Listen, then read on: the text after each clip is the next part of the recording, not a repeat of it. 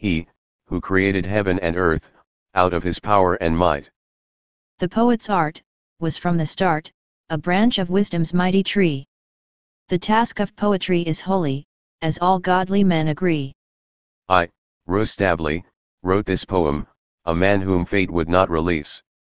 Out of a tale, I made a poem, a sparkling diamond centerpiece. An ancient Persian tale I took, and in the Georgian tongue retold. Until that time, it was an unset pearl, from hand to hand it rolled.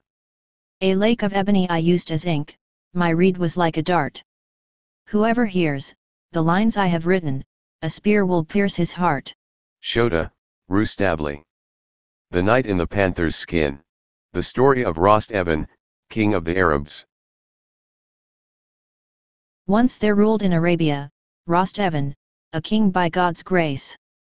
Thriving, majestic, generous, modest though in the highest place. So just and merciful, many vassals did his service embrace. He was a fearless warrior, a peerless speaker, never base. Rostevan had one child, a daughter, to the world a shining light.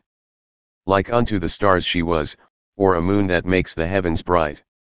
Whoever looked at her, was bereft, of his heart and soul and sight.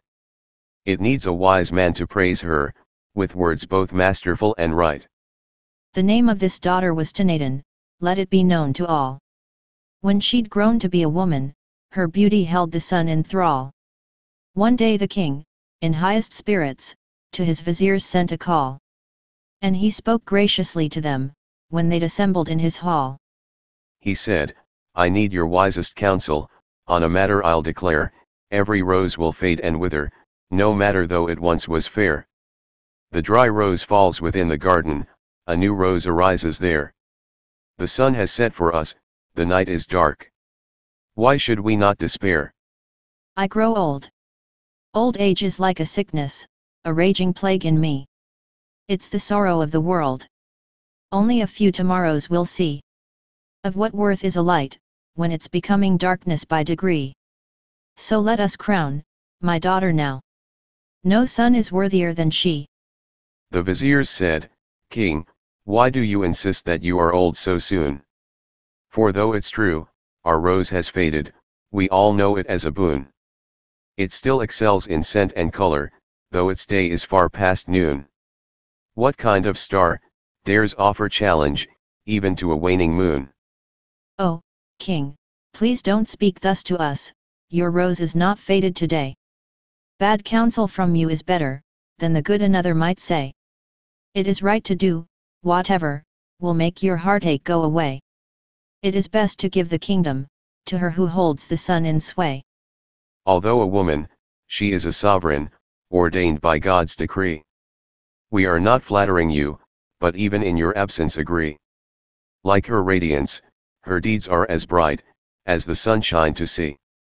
Lions' whelps are equally lions, though female or male they be. Avtandile was a general, the commander-in-chief's own son. Tall and slim as a cypress he was, his presence the moon and sun. His visage was, as pure as the clearest crystal, beard he had none. By Tanaden's luxurious lashes, he found himself undone. He kept his love madness hidden, lodged deep within him like a dart. Whenever he couldn't see her though, his roses fading would start. Whenever he saw her, fire blazed, his wound more sharply would smart. Love alone, should be blamed love, with the power to break a man's heart. When he heard, that Tanaden would soon, come into her queenly own, Avtandile felt, as if water, on torturing flames had been thrown. He said, now her porcelain face, more often to me will be shown, perhaps her presence, will cause my pallor's cure to make itself known. The king sent messengers through the country, the happy news to bring, I, her father, have by my edict, crowned Tanaden as our king. Like the shining sun, she sheds her light, on every person and thing. All her subjects, should come behold her, that they may her praises sing. All the Arabs arrived, the number of nobles swelled to a crowd. Avtandile, young general, was there, radiant-faced and unbowed. And Sograt, vizier, the king's close advisor, with wisdom endowed. When the throne was installed, they said, "It is priceless," and they were proud. Tunadin was led in, by the joyful king, to where the throne stands. He seated her, and set the crown, on her head with his own 2 hands. He gave her the scepter, clad her in the robes, a ruler demands. The maiden seems to be like the sun, all-seeing, she understands. The king and his reverent retinue, stepped back a pace or 2. Men from many places blessed Tunadin, their praises were not few. Their strong voices blessed her. Cymbals played sweetly, and the bugle blew.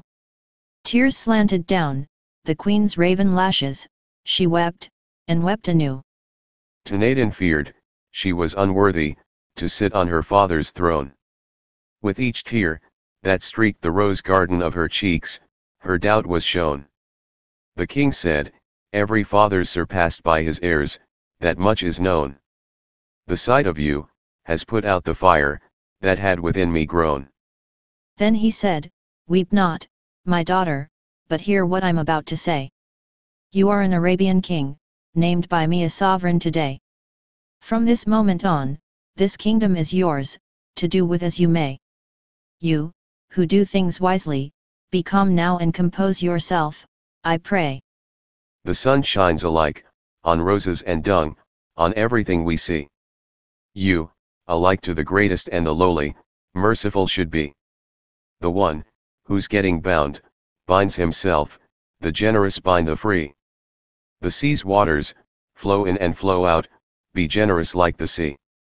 Bounteousness, like Eden's poplars, is planted in kings to use. The generous are obeyed even, by those with treacherous views. Whenever, food and drink are offered you, accept them, don't refuse. What you give to others, you will keep, whatever you don't you'll lose." The maiden listened, her father's wise counsel never sated her. She bent to his words, his teaching never anticipated her. The king drank and sang, pleased by his daughter and what awaited her. Tunadin made the sun seem flawed, the sun that imitated her. The new queen then summoned her trusty tutor, and was heard to say, "Bring hither to me now all my treasure, as quickly as you may. Bring me all my sealed up riches, everything which is mine today." They did her bidding, and without measure, she gave her wealth away. With seeming pleasure, she dispersed her treasure, everything she had. Enriching both, the lowborn and the highborn, seemed to make her glad. She said, "I am doing what I was taught, so do not think me mad. Let no one, keep back any treasure, this is as my father bade." She ordered them, "Go now and open up, my vaults full of treasure. You, stable master, lead in all my horses, such is my pleasure." They brought everything she said, and she gave to all without measure. The soldiers were sweeping up riches, like pirates at their leisure. All her wealth, like booty from the Turks, they took as they were able. They took her pampered Arab stallion, a steed worthy of fable. Gifts whirled down like a snowstorm, falling from the sky to the table. None left empty-handed, not serving, maids, nor lads from the stable. One day passed, and still, the wining and dining in no way decreased. The great gathering of merrymaking troops, continued the feast. The king hung his head, and seemed unhappy, to say the very least. People asked each other, what ailed him, and their worrying increased. At the head of one table sat Avtandile, with his face so bright. Leader of men, swift as a tiger or lion, known for his might. While Sograt, the worthy vizier, sat proudly at Avtandile's right. Both wondered aloud, what ails the king? Why is he so pale tonight? He must be in a bad mood, to find no joy in this evening's sport. Nothing bad has happened. He's received no calamitous report. Avtandile said. Let's ask, if he's mad at us, or someone at court. Approaching him with banter, might bring his unhappiness up short. So Sograt and slender Avtandile, filled their glasses to the brim. and walked with slow and easy gait, to where the king sat looking grim, and obediently knelt, with smiling faces, in front of him.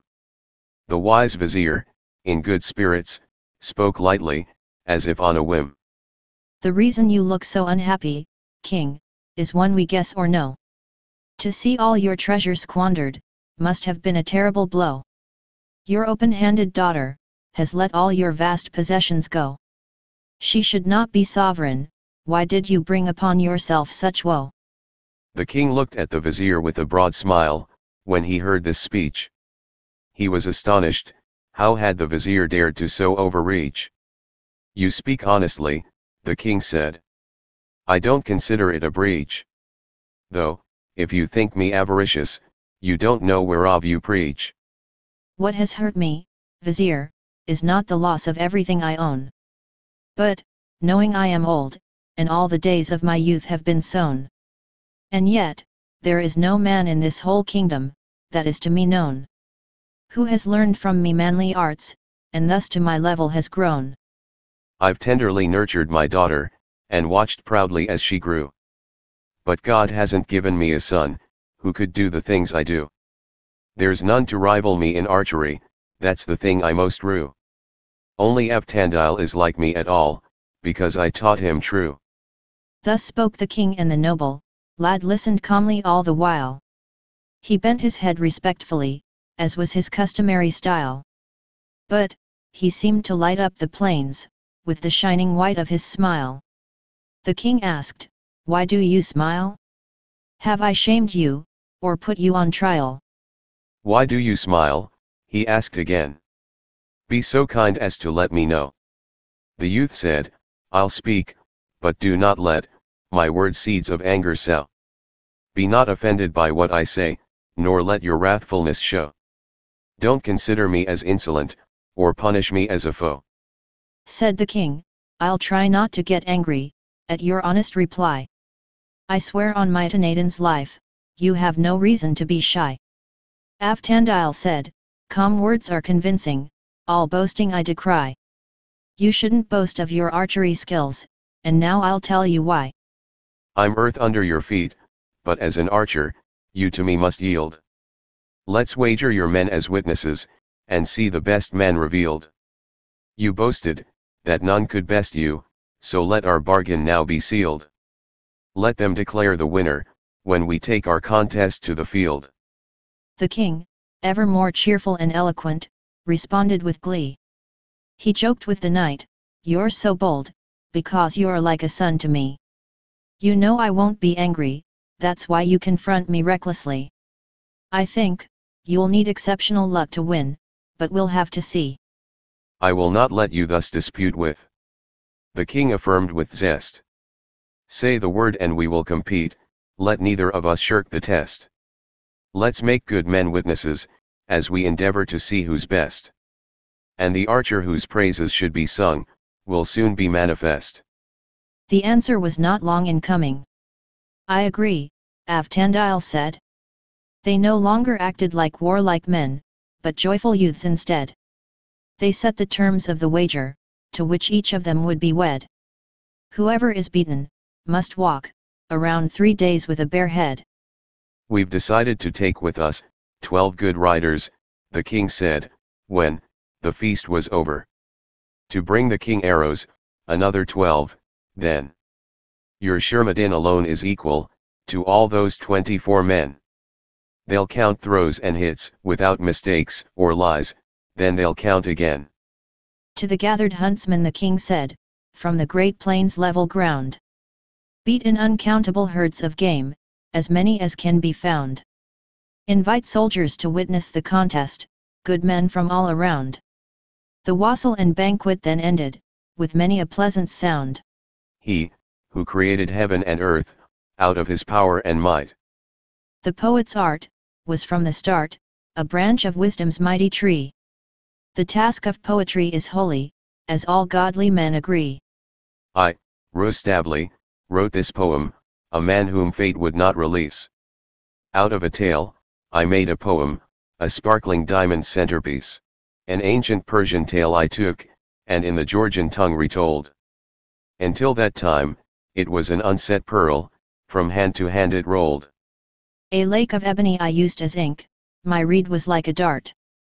Whoever hears the lines I have written, a spear will pierce his heart. Shota, Rustaveli. The knight in the panther's skin.